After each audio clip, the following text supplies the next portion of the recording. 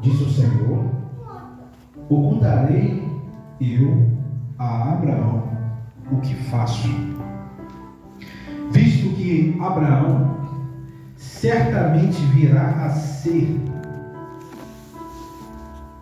uma grande e poderosa nação, e nele serão benditas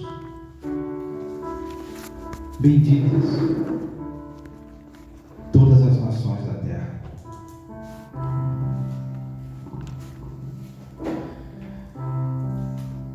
Porque eu tenho conhecido que ele há de ordenar a seus filhos a sua casa e depois dele, para que guardem o caminho do Senhor, para agirem com justiça e juízo, para que o Senhor faça vir sobre Abraão o que acerca dele tem falado. Queridos, essa palavra me enche de muita esperança. Primeiro porque o próprio Deus está dizendo como ele ocultaria alguma coisa de Abraão. Aqui é a narrativa da destruição de Sodoma e Gomorra. Mas Deus se preocupou em fazer Abraão conhecido daquilo que ele iria fazer. Abraão ainda não era, mas Deus disse: certamente ele será pai de nações. Sabe, o nosso grande problema é que nós temos dificuldade de nos ver como Deus nos vê. Como Deus nos vê. Deus via Abraão como um pai de nações. Abraão ainda não tinha filhos, mas Deus estava dizendo: olha, ele vai ordenar seus filhos, sua casa, para que eles possam andar no caminho, aquilo que Deus havia estabelecido. Se nós tivéssemos que fazer um paralelo com as nossas vidas, com a vida de Abraão, com esse texto, nós poderíamos dizer o seguinte: que o Senhor tem nos chamado para que, primeiramente, possamos andar no caminho, e em segundo lugar, possamos ordenar a nossa casa. Deus, Ele tem um plano, Ele tem um propósito específico para com as nossas vidas. E assim como Ele fez Abraão conhecedor dos seus planos, o Espírito de Deus quer nos fazer conhecer e entender os planos de Deus. Os processos que nós estamos vivendo nas nossas vidas são processos para nos aperfeiçoar, para nos levar em direção aos planos, aos propósitos de Deus. Às vezes nós não entendemos. Às vezes nós ficamos paralisados diante das circunstâncias.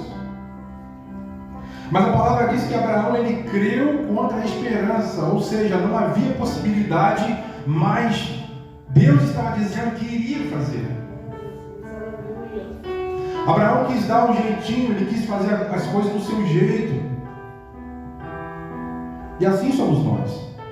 Há uma semelhança incrível, muito grande, com as atitudes que nós tomamos constantemente.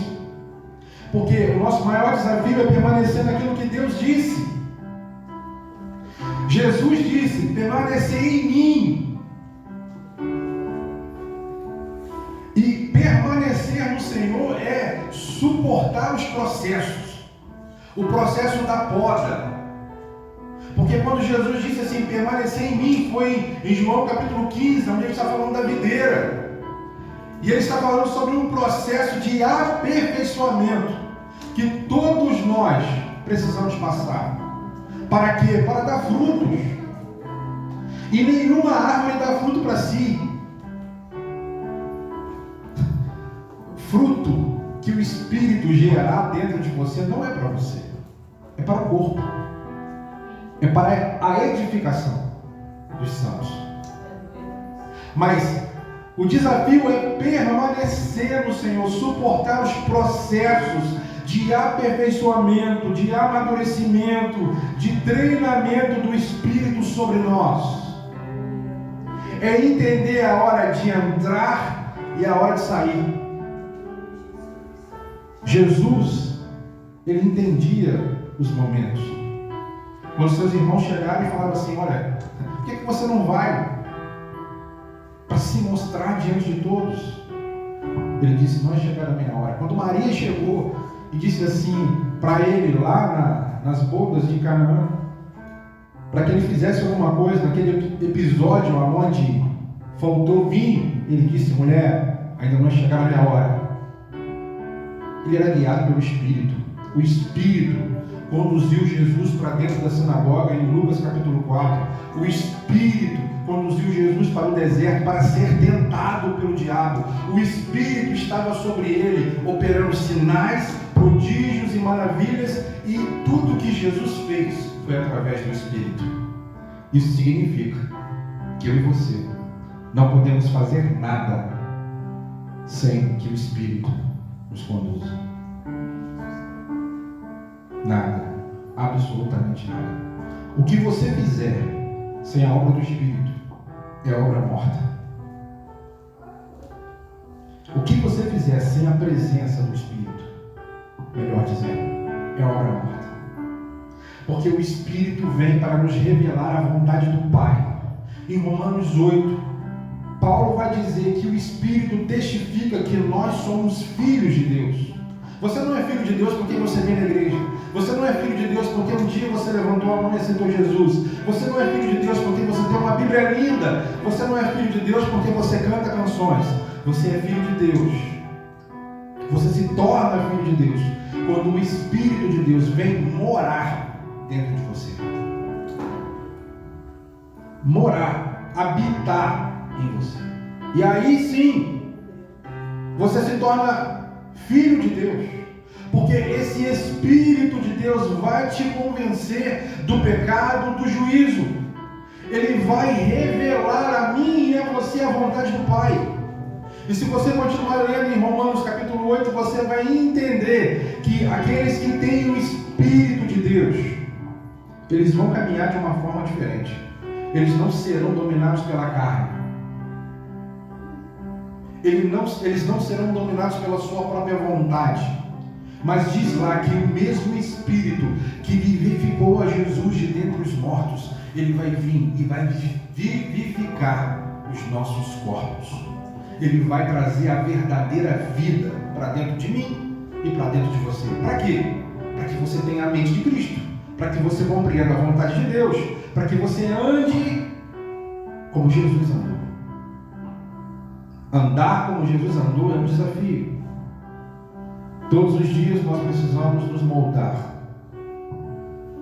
Mas sem o Espírito de Deus, sem o Espírito Santo morando dentro, você não tem como produzir os frutos do Espírito. E os frutos do Espírito é justamente essa justiça de Deus, porque o Evangelho é a justiça de Deus. Se você for em Romanos capítulo 1, versículo 17, você vai ver Paulo dizendo a respeito do Evangelho, que é o poder de Deus, que se manifesta por meio da justiça de Deus, que vem por intermédio da fé. E nós já conversamos aqui a respeito do que é o Evangelho. O Evangelho não é Jesus apenas morrendo no meu lugar. Nós aprendemos isso.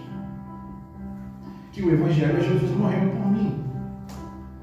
E inúmeras vezes, eu evangelizando pessoas pela rua, já teve pessoas que me disseram: mas eu não pedi para ele morrer por mim. Mas a grande verdade é que Paulo vai nos apresentar em Romanos capítulo 5, que nós morremos com Cristo. E aí muda tudo. Porque não é somente Ele morrendo por mim, mas Paulo diz que nós morremos com Ele para sermos participantes da sua ressurreição. Então logo, se eu não estiver morto com Cristo, se a minha conversão não me levar a participar da sua morte, eu também não posso participar da sua ressurreição. Porque o Evangelho é morte e ressurreição dentro de você todos os dias. Todos os dias você vai ter que morrer para você e você vai ter que ressuscitar para uma nova vida em Cristo. É morte e vida operando dentro de você todos os dias. E aí, se você morreu com Cristo, você ressuscitou com Cristo. Para quê? Ser justificado. E a justificação é algo que muitos crentes não entendem. Porque pouco se fala sobre isso. Não tem como haver justificação se não houver morte e ressurreição. E depois da morte e ressurreição, quando morremos com Cristo e ressuscitamos com Cristo, aí sim o Espírito que trouxe vida em Jesus de dentre os mortos, ele também vai trazer vida dentro dos nossos corpos. Leia Romanos 5, você vai entender o que eu estou falando. E aí, quando o Espírito vem trazer vida, ele automaticamente nos justifica. O que é a justificação? A justificação é Cristo zerando, eu vou usar essa expressão, zerando a nossa dívida, a nossa conta.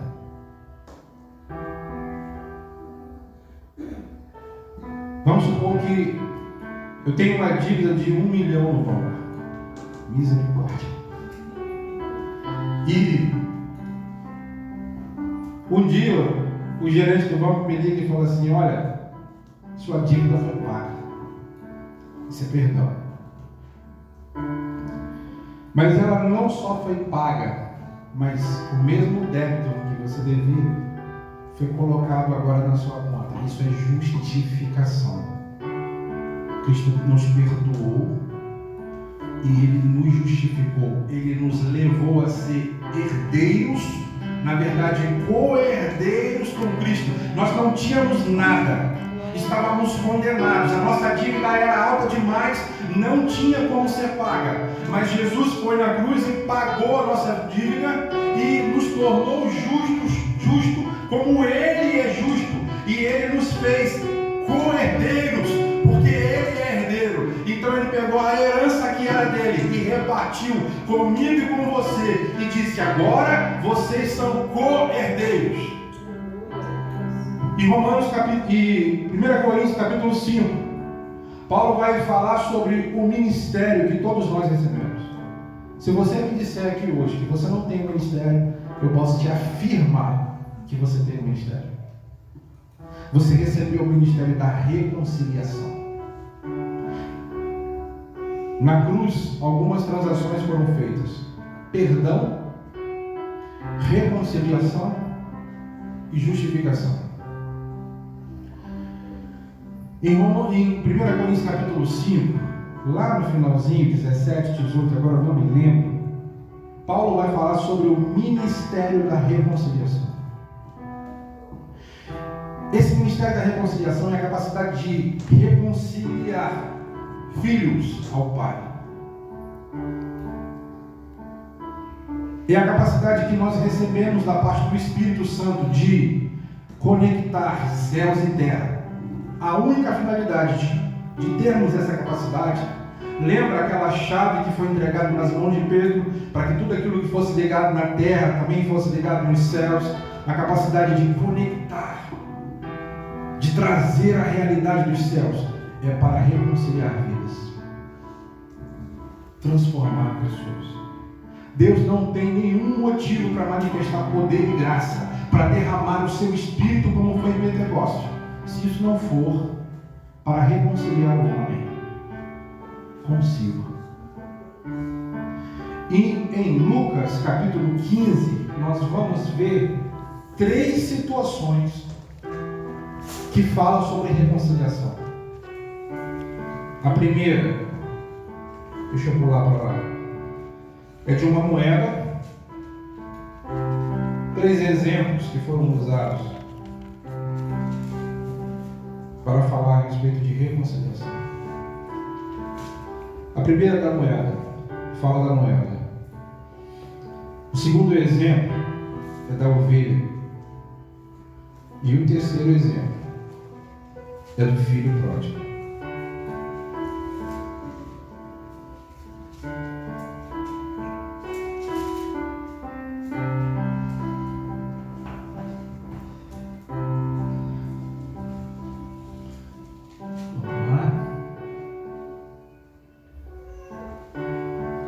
Nós vamos ler em Lucas 15,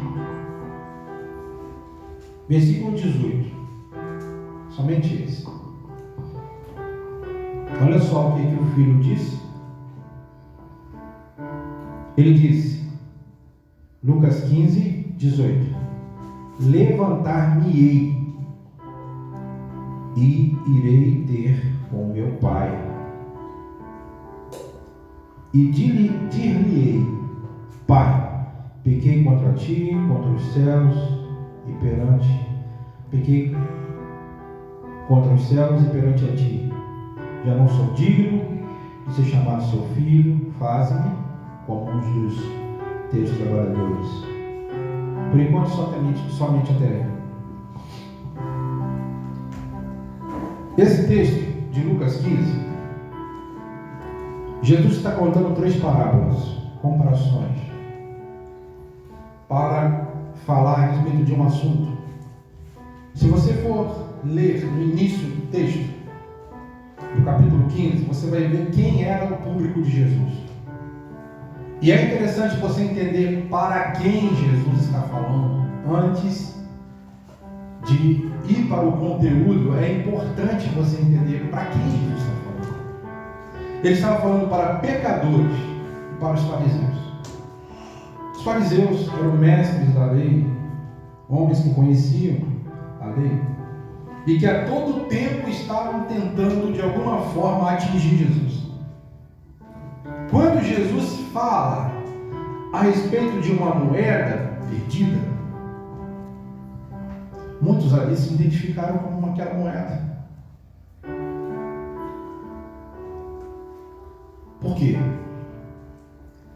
Porque o que Jesus está querendo ressaltar quando ele está falando da moeda, existem muitas ilustrações a respeito daquela mulher que está procurando diligentemente a moeda que se perdeu, porque aquela moeda perdida, ela fazia parte de um conjunto de moedas, que eram 10 moedas, mas uma moeda se perdeu. O interessante é que a mulher ela estava valorizando o conjunto, e não apenas aquela moeda que se perdeu. A gente sempre olha para esse texto como, nossa, aquela mulher ela valia muito, então por isso aquela mulher estava procurando aquela moeda perdida, né? Não é assim que a gente sempre analisa? Mas ela estava valorizando. Não era aquela moeda que se perdeu, mas o conjunto. Na verdade, a mulher, quando decidiu procurar aquela moeda, ela foi atrás da parte que estava perdida. Ela foi atrás da parte que se perdeu. O que eu tiro como lição dessa parábola? É que chega um momento da nossa vida que o próprio Espírito de Deus nos provoca a procurar diligentemente aquilo que se perdeu. A parte que está perdida. Aquilo que ficou pelo meio do caminho. Não é que o que se perdeu tem mais valor do que as outras 9, mas a valorização está sobre o conjunto. Sabe o que eu vejo? Eu vejo nessa figura o corpo de Cristo. Mas como assim, pastor? Eu vejo essa mulher que que está varrendo diligentemente como a igreja. A igreja não pode se contentar em se esquecer de uma parte que está perdida. A igreja tem que se preparar, ela tem que trabalhar para um todo. Se existe uma parte doente, deficiente na igreja, então nós temos que trabalhar para que a parte doente seja curada. A parte sã tem que trabalhar para que a parte doente seja curada. Mas falando de mim e de você, qual é a parte da sua vida que está doente? Qual é a parte que se perdeu em você? O que em você se perdeu pelo caminho? E olha que ela perdeu dentro de casa. E dentro de casa ninguém perde nada, você só não sabe onde está. A qualquer momento você pode achar. Mas quando aquela mulher pegou a vassoura e começou a procurar, varrer diligentemente, ela estava decidida a achar a parte que se perdeu. Não substitua aquilo que se perdeu por outras coisas.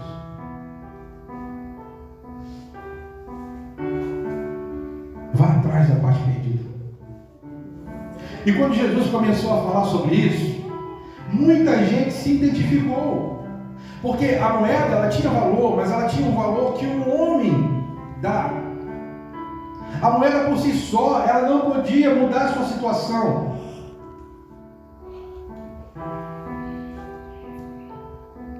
E tinha muita gente que se identificou com aquela moeda. Só que Jesus não parou por aí. Ele começou a falar de uma ovelha. Diferente da moeda, a ovelha até poderia ter ciência da sua situação. Ela estava perdida. Mas ela não sabia o caminho de volta. E os pecadores que estavam ali, as pessoas que estavam ali, intituladas como pecadores, muitos se viram como aquela ovelha perdida. Eles não sabiam o caminho de volta. Muitos até não se sentiam dignos de entrar dentro de uma sinagoga, porque todos sabiam dos seus erros. Mas quando Jesus começou a falar de um filho, ele tocou no coração da religião. Porque ele fala de um filho que desonra o seu pai, que, antecipa processos. Um filho que não teve paciência de esperar para tomar posse daquilo que é seu. Mas não era a avareza que dominava o coração desse filho. Era o poder, era a vontade de querer ter controle. Porque ele nasceu dentro de um lar que tinha tudo. Se você for ver a história, esse pai era bem sucedido, esse menino tinha de tudo, a casa tinha empregados, ele cresceu com tudo do bom e do melhor, mas ele nunca pôde controlar as coisas, ele nunca pôde assumir o controle da sua própria vida, e tudo o que ele queria era assumir o controle, fazer o que ele queria. Queridos, e eu aprendo uma lição muito grande aqui. Primeiro, é de ser paciente, de não antecipar os processos, de esperar em Deus o tempo certo. Às vezes Deus, ele aponta uma habilidade ministerial na nossa vida, mas não significa que aquilo é para aquela hora. Davi foi ungido, mas ele voltou a cuidar de ovelhas. Ele não saiu dali, eu vou ser um rei, e vestiu uma capa, e foi ilustrar isso na vida dele. Não, ele foi cuidar do rebanho. Na verdade, Davi foi ungido 3 vezes.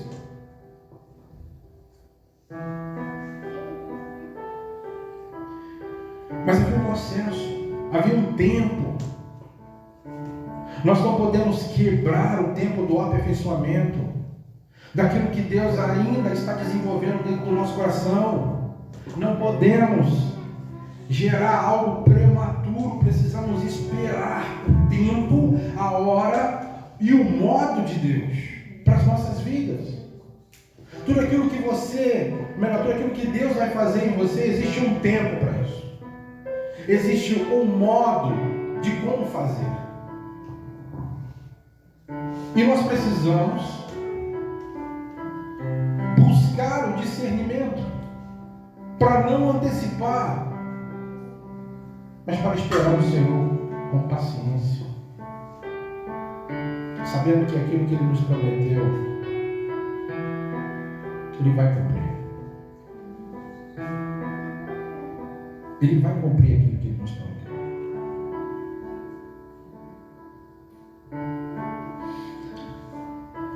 Eu aprendo esse processo na vida do filho pródigo.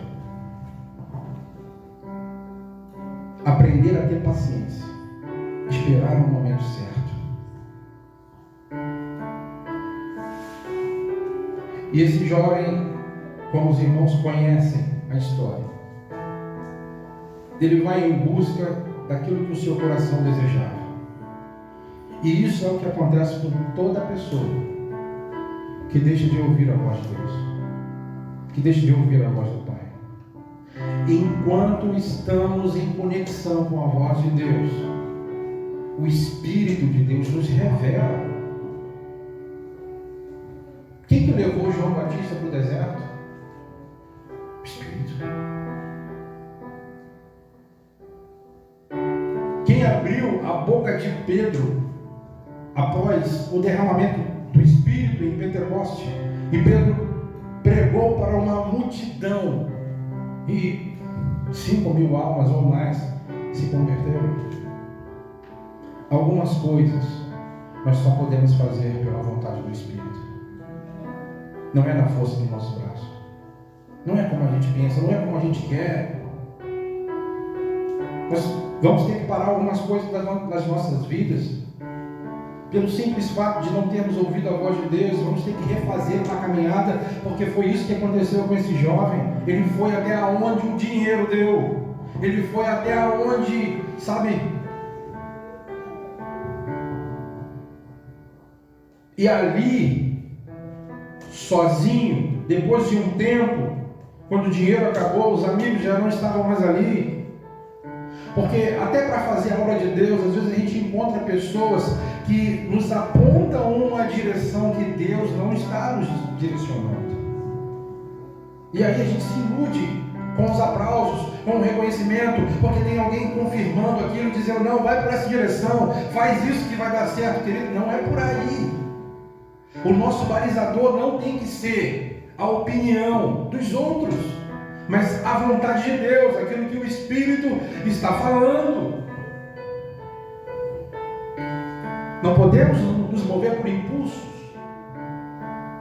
Precisamos parar para ouvir, porque o não de Deus também é resposta. Você sabia disso? Às vezes a nossa ânsia pelo sim de Deus é tão grande que Deus está dizendo não e a gente está dizendo, o Senhor não está falando comigo, está falando sim. Ele está falando que não é o tempo, que não é a hora. Ah, mas Deus não respondeu, é porque você precisa continuar perguntando.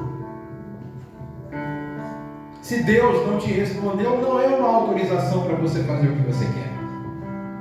Não, é para que você pare e continue perguntando ao Senhor. E continue, até que Ele te convença da vontade dEle, porque às vezes o meu coração está tão desejoso de algo, que eu não consigo ouvir a voz de Deus. E a palavra diz que o nosso coração, ele é, você sabe. Então eu te aconselho, continue orando. Não creia pelos processos. Não antecipe. Não procrastine aquilo que Deus está para fazer. A ansiedade vai te levar a quebrar princípios. A ansiedade fez com que Maria, gente, fez com que Marta tentasse manipular Jesus. Marta estava debaixo de uma ansiedade muito grande. Jesus identificou isso nela. Marta, você anda ansiosa com muitas coisas. Como que Marta tentou manipular Jesus? Senhor, você não está incomodado em ver que eu estou? Ou seja, Senhor, fala com Maria que, por favor, para vir aqui me ajudar. Imagina Jesus chegando. Jesus andava sozinho? Então vamos calcular aí 13 pessoas, 13 homens com fome, andando muito, durante muito tempo, chegando em casa. E quem foi para a cozinha? Marta. Ela estava errada? Não, ela estava preocupada, ela queria servir bem. Mas a ansiedade estava dominando o coração dela. Ou seja, ela deixou a melhor parte. Marta, não se preocupe com isso agora, ninguém quer comer agora, senta aqui. Era para ela sentar junto com Maria. Mas ela foi lá e falou assim: Senhor, o que ela quis dizer foi: Jesus, faz alguma coisa. Disse para Maria para vir para cá, para me ajudar. Mas ela não era uma má pessoa por causa disso. Mas Jesus deu um conselho a ela sobre a ansiedade. Você vai ver outro respingo de ansiedade sobre Marta quando Jesus estava chegando e ele já tinha recebido um aviso de que Lázaro estava mal. Mas quando ele chega, Marta chega para ele e diz: Senhor, se o Senhor estivesse aqui, meu irmão não teria morrido. Antes disso, ela disse: Senhor, aquele a quem tu amas está enfermo. Ou seja, Senhor, se o Senhor ama ele de verdade, o Senhor vai vir. O Senhor vai largar o que o Senhor está fazendo aí, vai vir para cá, porque ele está enfermo. E o Senhor disse que ama ele. Então vem Jesus. Só que Jesus, ele não para nas nossas manipulações. Ele está literalmente livre disso. Livre disso. Se o nosso projeto de vida desse ano ainda não se concretizou, pode ter certeza que Deus não vai perder uma noite de sono por isso. Porque Ele sabe como tratar o nosso coração. A bênção antes do tempo vai se transformar numa maldição.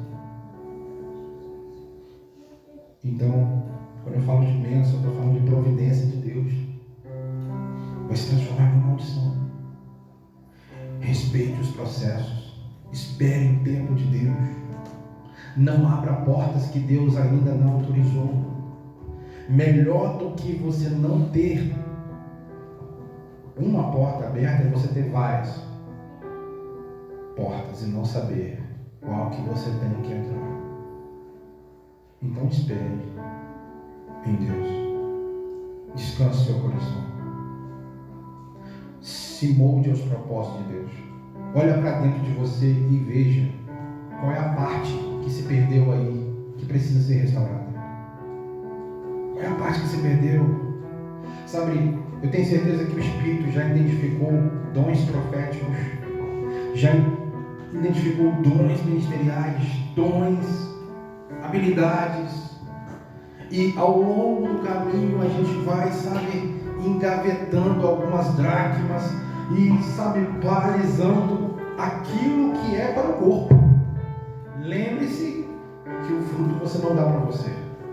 Então esse fruto não é seu. Não é seu. Deixa o Espírito trabalhar na sua vida no processo da poda. Ele está te podando. Permanecer em mim. Suporte o processo. Suporte. É doloroso? É claro que é. Nós estamos falando do Evangelho. O exemplo que nós temos, a comparação que nós devemos fazer com Cristo. E ele aprendeu pelaquilo que ele sofreu. Ou seja, ele sofreu, foi aperfeiçoado através do seu sofrimento, venceu por causa do seu sofrimento. E ele agora olha para mim e para você e fala: você também tem uma cruz. Você quer me seguir? Então passe pelos processos. Passe pelos processos. Confiando, eu vou estar com você. Não vai ser fácil. Você vai ter que todos os dias matar um leão. Mas eu vou estar com você. Não vai ser fácil. Você vai ter vontade de desistir. Você vai ter vontade de parar. Você vai ter vontade de abandonar tudo. É claro que vai. Lembra do Getsemane? Lembra da agonia de Jesus? Não pense que você não vai ter um Getsemane na sua vida. Você vai ter. Mas Ele nos mostrou o caminho. Contudo, seja feita a tua vontade. Contudo, seja seja feita a tua vontade. E aí, esse filho, quando acabou tudo, o recurso, tudo que, toda a sua herança, ele teve um momento de coragem. Poucas pessoas têm esse momento de coragem.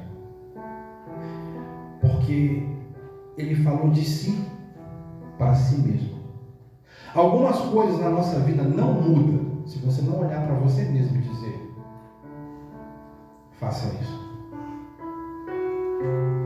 Ele falou de si para si mesmo. Ele teve um encontro com a sua própria miséria. E ele chegou à conclusão de que ele precisava fazer o caminho de volta. E ele começou a dizer para si mesmo, ele disse: eu vou me levantar. Qual era o cenário em que ele se encontrava? Ele estava comendo bolotas ali junto com os porcos, se alimentando junto com os porcos, e algumas pessoas conseguem até se acostumar com essa realidade. Mas esse homem não, ele conseguiu entender que ele poderia sair daquela situação. Então ele disse para si mesmo: levanta daí, sai desse lugar aonde a sua visão é rasa, aonde as dificuldades, aonde a sua vida corrida está te impedindo de entrar na sua verdadeira identidade. Porque você tem um pai, e você pode voltar para a casa do seu pai, você pode novamente voltar. E esse homem começou a olhar a sua miséria e ele reconheceu. Isso fala de arrependimento, porque ele chega a dizer: eu vou para a casa do meu pai, e quem sabe ele me trate como um dos seus empregados. Isso é um sinal de humilhação, de arrependimento, de alguém que não queria chegar abafando, mas sabe, de alguém que queria chegar na humildade, coração arrependido. Sabe, gente, tem muita gente que precisa voltar e não sabe. Tem muita gente que precisa descer do altar. Tem muita gente que precisa, sabe, largar o microfone. Tem muita gente que precisa. Isso é voltar. Isso é voltar. Isso é. E esse cara, ele não teve dificuldade para reconhecer a sua miséria. Ele disse de si para si mesmo. Algumas coisas você hoje vai precisar dizer para você. Não adianta você só ouvir os outros dizerem. Não adianta você sair daqui dizendo: poxa, tocou meu coração. Não, cara, não é isso. Você precisa olhar para você e dizer para você: eu preciso me levantar. Preciso cobrar forças. Eu preciso ter coragem de entrar novamente na casa do Pai. Eu preciso ter coragem de ocupar o meu lugar de filho. Eu preciso ter coragem de me levantar. Mas ninguém se levanta sem primeiro reconhecer quem é. Ninguém se levanta. E esse jovem, ele reconhece a sua situação e ele corre para a casa do pai. E ele tinha um discurso ensaiado, mas o pai, sabe, o pai o abraçou, beijou, colocou um anel no seu dedo e deu uma festa. Deu uma festa. A gente conhece a história. O irmão mais velho estava ali com ciúmes e tudo mais. Mas um dia o Espírito me fez ver essa história de um jeito que me quebrou. Porque o irmão mais velho se recusa a entrar. Se você for ver a história, a Bíblia não diz se ele voltou para dentro de casa. O irmão mais velho, ele era aquele que tinha que fazer o papel de anfitrião. Garrou a língua. Justamente isso. Ele tinha que honrar o pai recebendo as pessoas. Agora, imagine os convidados ali, vendo aquele filho sentado do lado de fora, se recusando a entrar. Ele estava desonrando seu pai. Porque ele não reconheceu que aquele irmão estava perdido. Ele precisou ouvir isso do pai. Seu irmão estava morto, mas foi achado. A questão é, Jesus termina a história, mas ele não diz se aquele filho mais velho, ele entra, ou se ele permanece do lado de fora. Não dá para saber. Será que ele continuou até o final do lado de fora? Quais são os próximos capítulos dessa história? Todo mundo festejando, o irmão mais novo foi recebido de volta, o pai estava alegre. Será que ele não teve coragem de nem pelo pai retornar, entrar, honrar o pai?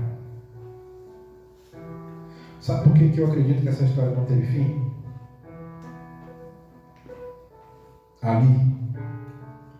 Porque Jesus estava falando a respeito da nossa história. Essa é a nossa história. É a nossa vida. É o nosso dia a dia. Quantas pessoas nós muitas das vezes impedimos de entrar dentro da casa do Pai? Quantas pessoas, sabe? É a nossa história. É a minha história. Somos nós que decidimos como termina isso. Porque vivemos isso. Ou estamos como o filho pródigo, ou estamos como aquele irmão mais velho, querendo olhar e avaliar se alguém é digno ou não. Mas fulano, que é isso? Se o pai recebeu, abraçou, beijou, armou uma festa, colocou um anel no dedo, quem sou eu para dizer que essa pessoa não é digna? Quem sou eu? Se o pai está dando uma festa por causa desse filho, quem sou eu para chegar e dizer alguma coisa? Sabe, enquanto as nossas convicções humanas nos governam,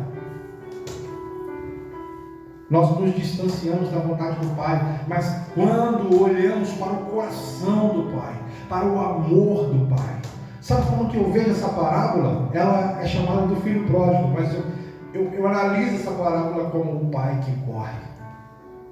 O pai que, ao ver o seu filho de longe, se eu pudesse dar um nome, eu diria: o pai que corre. O pai que, ao ver o filho, corre e se lança no pescoço dele. Alguém diz que naquela época tinha um costume chamado Keuzazar. Era uma prática judaica que acontecia dentro das aldeias, dos lugarejos. Quando um filho desonrava o pai, como foi a questão desse filho, ele era proibido de voltar novamente naquela aldeia.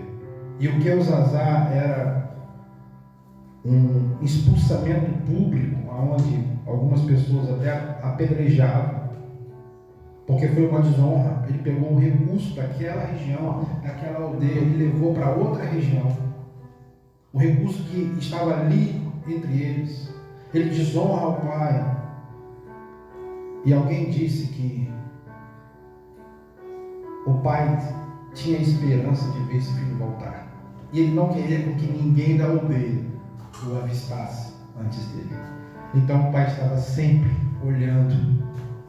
A gente sabe que é uma parábola de Jesus, mas tem um contexto a ver com os costumes da época.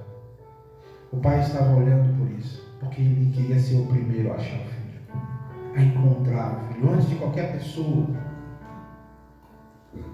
E foi justamente isso que aconteceu. Ele corre em direção ao seu filho, e ele traz o filho de volta. Ele honra aquele filho. Ele justifica. Isso é a justificação. Ele não tinha mais direito. E os fariseus, ouvindo isso, deu um nó na cabeça da religião. Como que pode isso? Como que esse menino pode ser aceito? Como? Porque eles não conseguiram ver a capacidade disso ser possível. Mas Jesus estava ferindo realmente a mente daqueles homens através do amor. O amor que tudo suporta, o amor que o homem natural, racional não consegue explicar, não consegue entender, sem que seja por intermédio do Espírito de Deus. Jesus estava falando para aqueles fariseus que não somente eles tinham um lugar no coração do Pai, mas aqueles pecadores também. Os pecadores também.